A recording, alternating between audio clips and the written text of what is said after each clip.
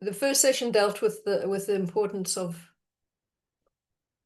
the kind of how, the why, and the second session is more about the how. So we are looking at the second session, which is what are the enablers or best practices to improve community and patient engagement in clinical research.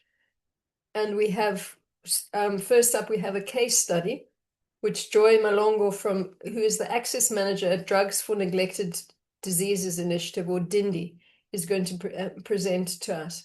So I think we'll go straight into the session. Thanks, Joy. Over to you.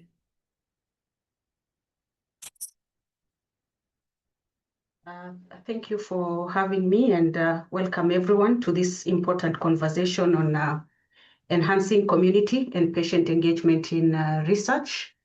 I am excited to share insights on how we can drive equitable healthcare access through strategic partnerships and meaningful community engagement.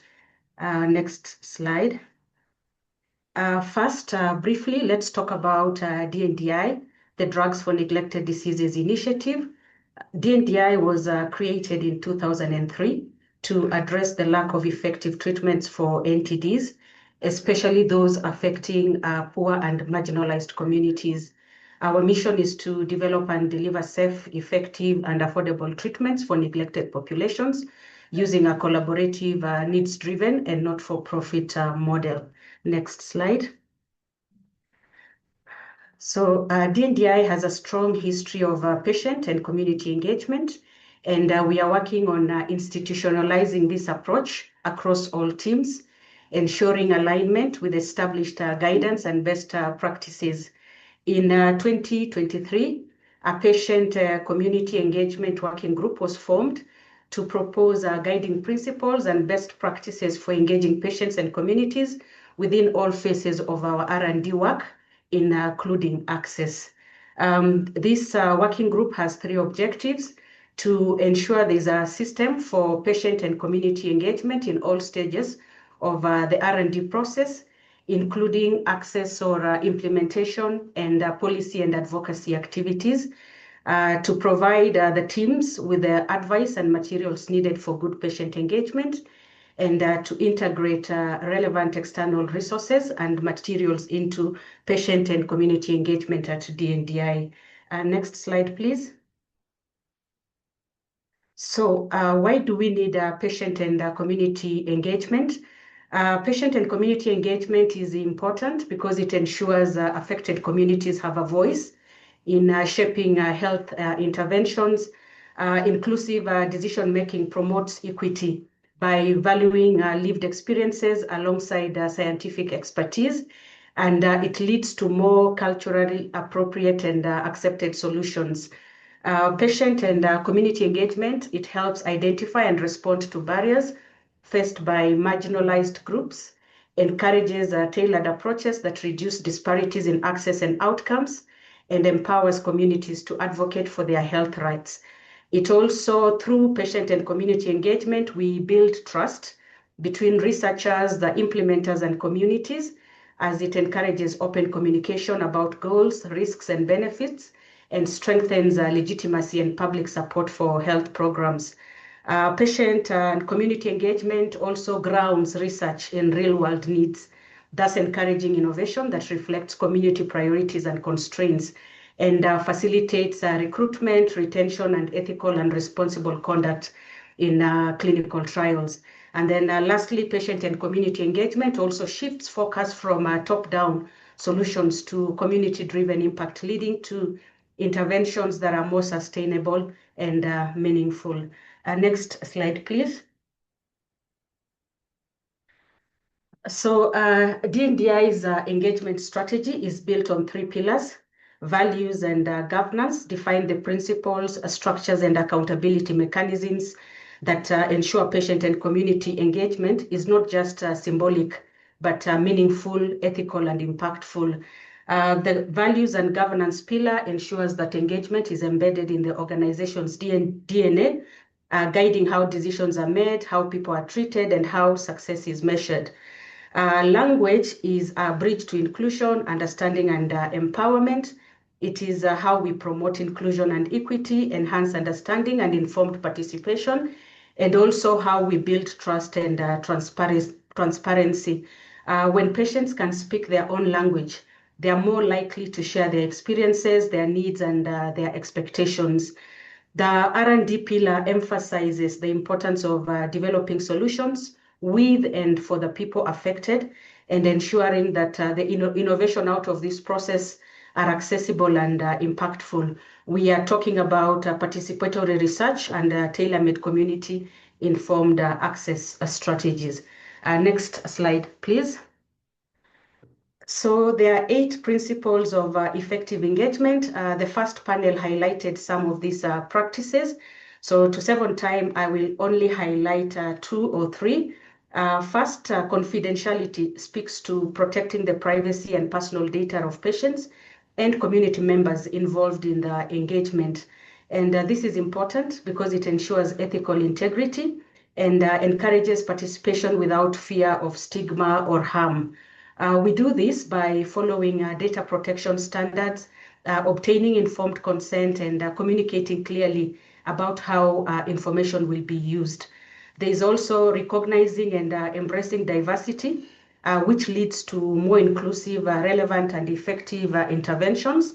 And this calls for us to engage people across age, across gender, across ability, across disease experience, and to tailor the approaches to different groups. And lastly, respect is about valuing the lived experiences, the cultural beliefs and perspectives of patients and communities. And this is key to building trust and fostering collaboration, ensuring that engagement is sensitive to local norms and values. Next slide, please. So now let's look at what DNDi is currently doing to implement these principles in practice. Next slide. So at DNDi, there are several activities that we have undertaken to promote patient and community engagement. First, the mapping of current activities and gaps across diseases, and where needed, updating of the disease strategies. In 2002, DNDi joined the Patients Focused Medicine Development Platform, and PMDF's goal is to improve global health by co-designing the future of healthcare for patients and with patients. DNDi has also launched several initiatives, including the launch of the regional community advisory committees in India and Latin America. And we are working on establishing one for Africa. The other initiative is the NTD People First Charter, and I will speak to this in subsequent slides. There's also the definition of our patient and community engagement metrics, and inclusion of a patient representative as a board member in the governance structure. Our vision in R&D and access includes, among others, the engagement of community members in developing study design to the dissemination of the results through the regional community advisory committees, ensuring gender balanced engagement. In addition, we are also incorporating qualitative and social sciences implementation research. Next slide, please. Let's now talk about the regional community advisory committees. So at DNDi, we have established these regional community advisory committees, whose members include patients, patient advocates, community activists, or social scientists. The objectives of the committee are to provide strategic guidance and feedback, to foster collaboration and engagement, and they ensure that the perspectives, the needs, and the concerns of the community are part of the decision-making process, and that they are represented in the R&D and access activities. Some activities in which we have engaged the regional community advisory committees includes in sharing perspectives on patient and community needs and priorities that should be addressed in the research agenda. There is also the targeted reviews of proposed R&D projects and providing feedback on their potential impact, their feasibility, and relevance to the community. The RCACs have also been engaged to provide inputs on aspects of study design, including recruitment and retention strategies, study procedures and protocols, and then also informed consent processes and language, and then in measuring the outcomes. Next slide, please. So language matters, especially in neglected tropical diseases where stigma is prevalent and often fueled by the language used to describe both diseases and the people affected. We know that stigma is not just a social issue. It directly impacts health outcomes, access to services, and community engagement. So in partnership with the People First Charter, DNDi is developing the People First Charter for NTDs, an initiative that illustrates DNDi's commitment to respectful world choice. It is still a work in progress, and this document is being designed together with patients and communities through the regional community advisory committees. Next slide, please. So effective patient and community engagement begins with early and ongoing involvement where communities are engaged from the start, what we call life cycle engagement in research. What we know is that engagement is a process, it's not an event, and it requires ongoing dialogue, flexibility, and responsiveness. So some of the practices would include co-designing research with communities, making sure that you are addressing the barriers to participation so that they are culturally, social, economic, or logistical challenges that these are addressed together with the communities. Our patient and community engagement strategies support capacity building, where we train patients and communities to foster mutual understanding, trust, and shared leadership. We measure what matters, we track engagement outcomes, and create safe spaces for dialogue where all voices are heard. In addition to this, we also spoke about co-designing, and this includes operational research with the partners. So at DNDi, we also produce several publications where we recognize and celebrate communities and their contributions publicly using different media, newsletters, social media, and community forums. In our experience, trust is foundational, and effective engagement must be built on transparency, on respect, and on long-term partnerships, not just one-off consultations. There also must be a way to measure what matters, what are the outcomes of the strategies that have been implemented, and we collect feedback from the community that also guides how we continue to engage. Next slide, please. So this slide shows some live case studies of patient and community engagement at work. On the left, the community in Arcor Care in Uganda is participating in a gap assessment to inform a donor proposal, while on the right, the photos were taken during different workshops that brought together frontline health workers and community members to understand their needs. Next slide, please.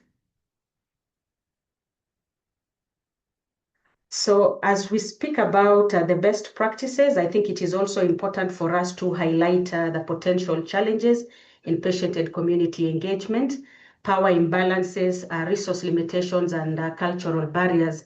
Limited resources pose a significant challenge to effective patient and community engagement. Underfunded programs will often lack the capacity to support outreach, education, and sustained engagement efforts. HR limitations where healthcare workers may be overburdened, or community health volunteers may be too few to cover large or remote populations effectively. We can also speak to infrastructure gaps, language and literacy barriers, thus excluding key segments of the population from engagement efforts. For effective engagement, the impact and possible mitigation strategies must be considered. Next slide, please. So lastly, this is our patient and community engagement roadmap 2029. And the key take-home messages and what we have learned so far is that to enhance community and patient engagement, a multi-layered approach is best. At DNDi, we acknowledge that regional community advisory committees are the main tool or governance body for meaningful patient community engagements. Our eyes are therefore focused on ensuring that the regional CABs are established and functional. And what is unique is that these committees are for NTDs, and capacity building of patients and communities will continue to be done through these committees. As part of DNDi's commitment to patient centricity, the People First Language Charter for NTDs is a key initiative that aims to adapt the principles of the original charter to the context of NTDs. And why it matters is because it shifts focus from disease labels to human experiences. It encourages researchers and community to center dignity in their work and supports inclusive and ethical engagement with affected communities. So what we need to do collectively to take patient and community engagement forward is to continue to create safe spaces for dialogue, not just in health. I would say that let it be cross-sector collaboration, health, education, housing, because through such engagement, we can recognize the unique experiences and needs of individuals and align engagement with personal and community values. So to enhance patient and community engagement, we must work together, we must be inclusive, we must be culturally relevant, and remember, trust is the foundation. Thank you very much.